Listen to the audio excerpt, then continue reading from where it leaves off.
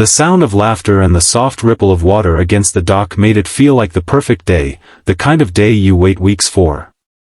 The sun was out but not too hot, the sky was clear enough to look like a painting, and my guests had finally arrived from out of town to enjoy the lake with me. For me, this wasn't just some neighborhood hangout spot or a community amenity, it was my private retreat, my land, something I had worked hard for and taken pride in owning. That's what made what happened next all the more outrageous, and honestly, unforgettable. See, there are entitled people, and then there's HOA Karen. She wasn't just a neighbor with an attitude. She carried herself like she ran the whole world, especially when it came to the lake. And when she spotted my friends on my dock that day, she stormed over as though she had caught criminals red-handed. My friends were still unpacking their fishing gear when the sharp click of heels cut through the peaceful sounds of nature. I already knew who it was before I even turned my head. Karen. She came marching toward us in a wide-brimmed hat and oversized sunglasses, her posture stiff, her lips pressed in a thin line that promised nothing good. My friends glanced at me nervously, confused, and one whispered, "Who's this?" I could only sigh, because honestly, there was no way to explain Karen in a single sentence. She reached us quickly, her perfume hitting the air before her words did.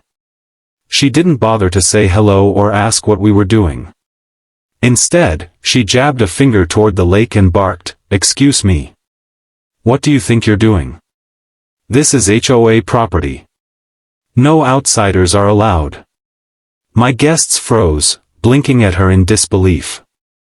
One of them still held a half-assembled fishing rod, while the other clutched a cooler full of drinks like he wasn't sure if he should hide it or hand it over as evidence. I walked over slowly, trying to stay calm, but deep down I could already feel the irritation bubbling up. This wasn't the first time Karen had tried to enforce her imaginary authority, but this time she was messing with my guests, and that made it worse. "Karen," I said evenly, trying to keep my tone polite. "These are my friends. They're here with me." She turned her head sharply toward me, lowering her sunglasses just enough so I could see the fire in her eyes. "I don't care if they're your friends," she snapped. "HOA rules are clear. No outsiders. This lake is for members only. If they don't leave, you'll all be in violation." I wanted to laugh, but I held it back because my friends already looked nervous enough. One of them muttered under his breath, "Violation? Are we fishing or robbing a bank?" Karen clearly heard him because she whipped her head around and hissed, "Don't get smart with me. You're trespassing." That was when I realized she was about to put on a full show. She wanted to embarrass me in front of my guests, to flex her so-called authority, and make herself look powerful. But what she didn't know, what she had never bothered to learn, was that this wasn't HOA property. It was mine. This lake, this dock, this slice of paradise, it didn't belong to her board or her rules. It belonged to me. And I had the papers to prove it. Still, I decided not to show my hand just yet. I wanted her to dig her own hole a little deeper. She crossed her arms tightly, tapping her heel against the dock like an impatient teacher scolding kids. "You have two options," she said with smug finality. "Tell your guests to leave now, or I'll call HOA security and have them escorted out." My guests looked at me wide-eyed. One whispered, "Do you really have security guards here?" I shook my head with a half-smile. "Not for my property," I whispered back. Karen's face reddened, probably at the sight of us whispering like she wasn't important enough to deserve our full attention. She raised her voice, making sure every neighbor within earshot could hear her tirade. "You can't just bring people here whenever you want. You're setting a bad example for the whole community. The rules apply to everyone." Her voice carried over the water, echoing off the trees. I could see blinds shifting in nearby houses, curious neighbors peeking out to see what the commotion was about. Karen loved an audience, and now she had one. My guests, however, weren't used to this circus. One of them laughed nervously, muttering, "Man, this feels like some reality show." The other looked down at the cooler and sighed, "Guess we're about to get arrested for fishing." That was it for me. Enough was enough. I took a step closer to Karen, looked her straight in the eye, and said calmly, "Karen, you're wrong. This isn't HOA land. This lake is my private property. These people are my guests, and they're allowed to be here." The words seemed to hang in the air, heavy and undeniable, but Karen wasn't ready to back down. She blinked, her lips parting like she had a comeback ready, but for once, nothing came out. My guests looked at each other, then back at me, their faces lighting up with relief. One of them even chuckled, "Well, that explains why you didn't look worried." Karen, however, was far from finished. She shook her head furiously, her sunglasses nearly slipping off her nose. "No. That can't be right. The HOA president told me this lake was community property." I could see the cracks forming in her confidence, and part of me almost felt sorry for her. Almost. I took a deep breath, deciding that if she wanted to argue facts, I'd give her facts she couldn't ignore. I reached into the bag I'd brought with me, pulled out a folder I kept for moments exactly like this, and flipped it open. Inside was my deed, complete with maps, signatures, and the bold words that spelled it out clearly, private ownership. I held it out so she could see. Her eyes flicked across the pages, and I watched as her expression changed from anger to confusion to something that almost looked like panic. My guests leaned in to see too, nodding and grinning like it was the final episode of a drama they'd been watching. "There it is," I said quietly but firmly. "This land. This lake. It's mine. Not the HOA's. Not yours. Mine. And my friends have every right to be here." For the first time since she stormed over, Karen had no words. She just stood there, clutching her phone like it was her last weapon, but frozen, unable to fire back. The perfect day by the lake had turned into a showdown, and round one was already mine. Karen's silence didn't last long. She wasn't the type to admit defeat, not even when the truth was staring her right in the face. Her lips quivered as she tried to piece together a response, and finally she spat out, "That doesn't matter. The HOA has jurisdiction here. You can't just bring anyone you want. It's against the spirit of the community." My guests exchanged looks, and one of them raised an eyebrow like he couldn't believe what he was hearing. The other shook his head and muttered, "Spirit of the community? What is this, a cult?"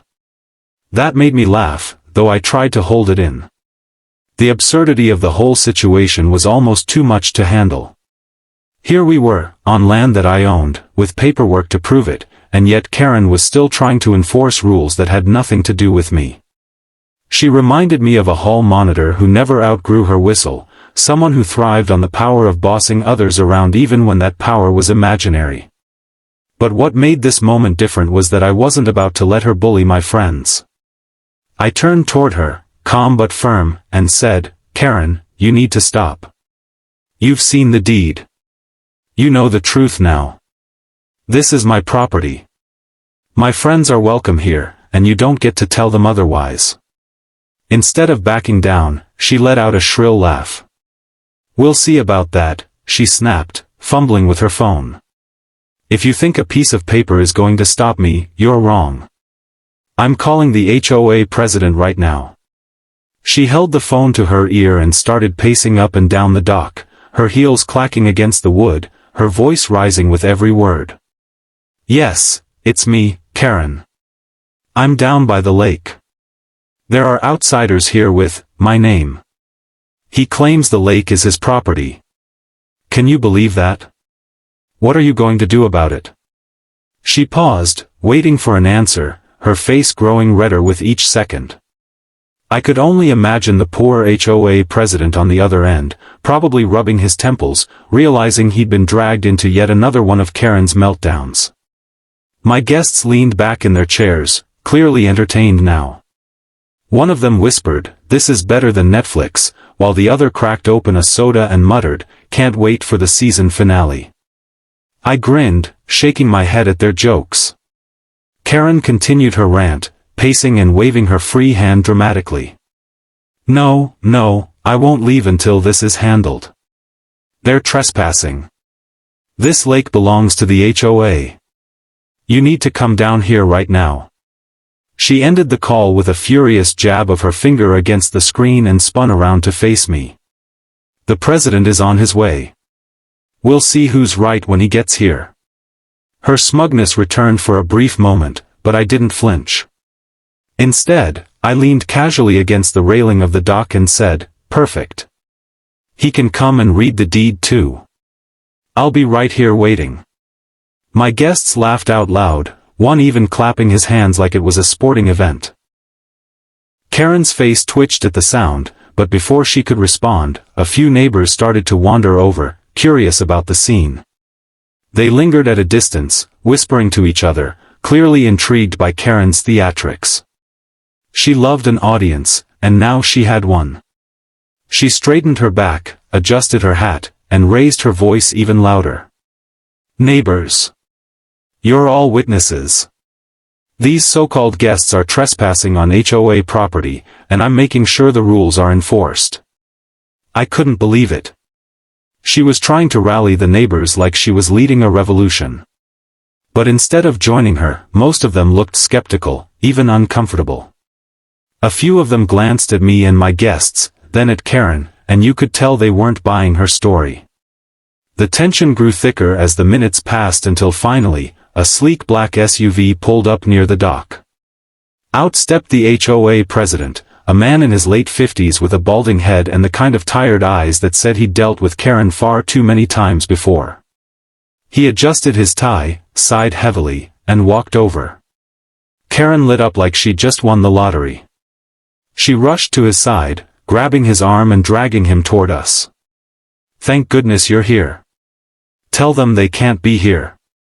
This lake belongs to the HOA, and he's breaking all the rules by inviting outsiders." The president raised a hand to quiet her. He looked at me, then at my guests, then at the folder still in my hand. His eyes narrowed slightly, and he asked, "Do you mind if I take a look at that?"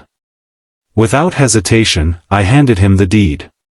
He opened it carefully, scanning the pages, his brows furrowing as he read. The silence was deafening. Karen stood there, smirking, convinced he was about to side with her. My guests leaned forward, waiting for the verdict. After a few long moments, the president let out a slow sigh and closed the folder. He looked directly at Karen and said, "He's right. The lake belongs to him. It's private property, not HOA land." The color drained from Karen's face so fast I thought she might faint. She stammered, "What? That can't be right." "You told me," the president cut her off sharply. "I never told you that. I've explained before that the HOA boundaries end at the tree line. This lake was never part of the association." He turned to me and offered a small nod. "Sorry for the confusion. You're within your rights to have guests here." My guests broke into applause, laughing and cheering like they'd just watched a courtroom drama play out in real life. One of them even stood up and gave me a mock bow. "Ladies and gentlemen, justice has been served." Karen, on the other hand, was fuming. She clenched her fists, her whole body trembling as she tried to find words, but nothing came out. The neighbors watching from a distance were whispering to each other now, some shaking their heads, others chuckling quietly. Karen's reputation had taken a massive hit, and everyone knew it. The president, clearly fed up, finally said, "Karen, enough. Stop causing scenes like this. You're embarrassing yourself and wasting everyone's time." And with that, he walked back to his SUV, climbed in, and drove off, leaving Karen standing there, humiliated. I turned back to my guests with a grin. "Now, where were we?" "Oh, right, fishing." They laughed, raising their drinks in a toast, while Karen stormed away, muttering under her breath about rules and respect. But the truth was clear now, not just to her but to everyone who had witnessed it. The lake was mine, my guests were welcome, and her authority ended at the tree line. That was the moment Karen realized she had no power here, and it was only the beginning of her downfall. As Karen stomped away from the dock, I thought that would be the end of it, but I underestimated her determination. She wasn't going to just accept defeat in front of her neighbors, my guests, and the HOA president. I could see the fury in her stride, her arms swinging wildly as she marched up the path, and I knew she was already plotting her next move. My guests were still laughing, cracking jokes about what had just happened, but I kept one eye on Karen. Something told me this wasn't over. Sure enough, about an hour later, while we were enjoying the cool breeze by the lake and casting lines into the water, the faint sound of sirens reached our ears. My stomach tightened. I knew instantly what she had done. Karen had called the cops. She couldn't win through the HOA, so she was trying the next best thing, scare tactics. My guests went quiet, their fishing poles lowering as the noise grew louder. Within minutes, a sheriff's cruiser pulled up at the end of the gravel road near my property. Out stepped a deputy in uniform, his sunglasses reflecting the sunlight, his hand resting casually on his belt as he scanned the area. Karen followed close behind him like a shadow, pointing furiously toward us, her voice carrying across the water. "That's them. Those are the trespassers. Arrest them. They don't belong here." The deputy's face remained unreadable as he walked down the path toward the dock. My guests exchanged uneasy glances, one whispering, "Is she serious right now?" I sighed, setting down my fishing rod. "Yeah, she's serious. But don't worry, I've got this." I stepped forward to meet the deputy halfway. He stopped at the edge of the dock, his boots echoing on the wooden boards. "Afternoon," he said, his tone professional but not hostile. "We got a call about possible trespassing on HOA property. You mind telling me what's going on here?" Before I could answer, Karen jumped in, waving her arms like she was conducting an orchestra. "They're lying. This is HOA land, and he's bringing outsiders here. They don't have the right to be here. Arrest them all immediately." The deputy raised a hand, clearly already tired of her theatrics. "Ma'am, I'll hear from him first."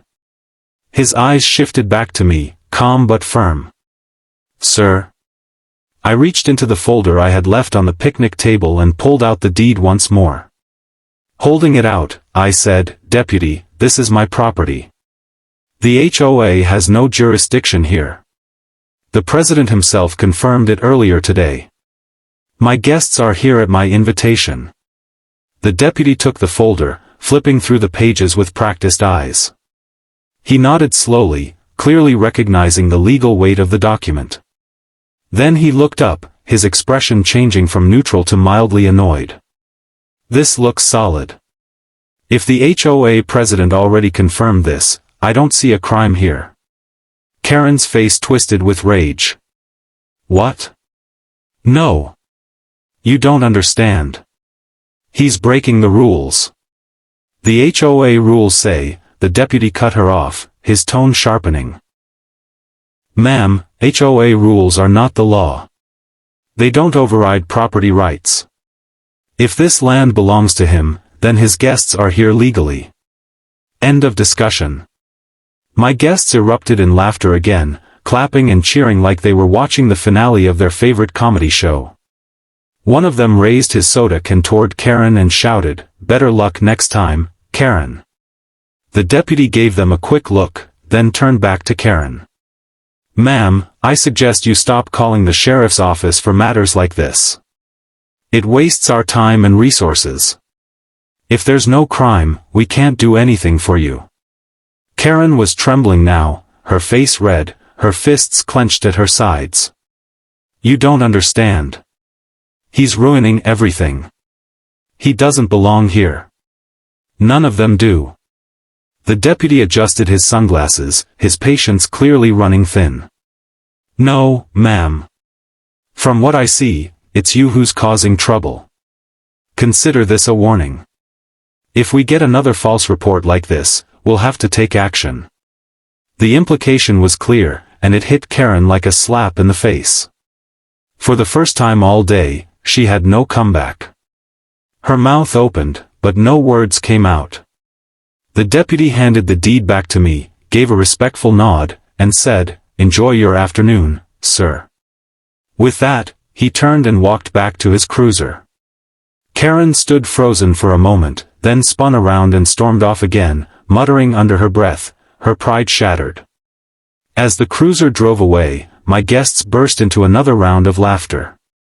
"Man, I thought she couldn't top herself after the HOA president shot her down," one of them said between laughs. "But this? Calling the cops and losing again? That's comedy gold." I couldn't help but laugh too, but I also felt a twinge of pity. Karen's obsession with control had backfired spectacularly, and now she had lost not just the argument but also the respect of her neighbors, the HOA president, and even law enforcement. Still, I knew people like her rarely changed. She might lick her wounds for a while, but eventually, she'd be back, trying some new angle to assert her non-existent authority. For now, though, the lake was quiet again. The water shimmered in the late afternoon sun, and the only sounds were the gentle splash of fish jumping and the laughter of my friends. We sat back down, raised our drinks, and toasted to a hard-won victory. "To private property," one of my guests declared, and we all laughed as we clinked cans. The day went on peacefully, and as the sun dipped lower, painting the sky in shades of orange and purple, I realized something important. This wasn't just about one argument with a nosy neighbor. It was about standing up for what's right, about not letting bullies dictate your life. Karen had tried to humiliate me in front of everyone, but in the end, she had only humiliated herself. My land, my lake, my guests, none of it was hers to control, and no amount of yelling, phone calls, or threats could change that. By the time evening fell and we packed up our gear, the story had already spread through the neighborhood.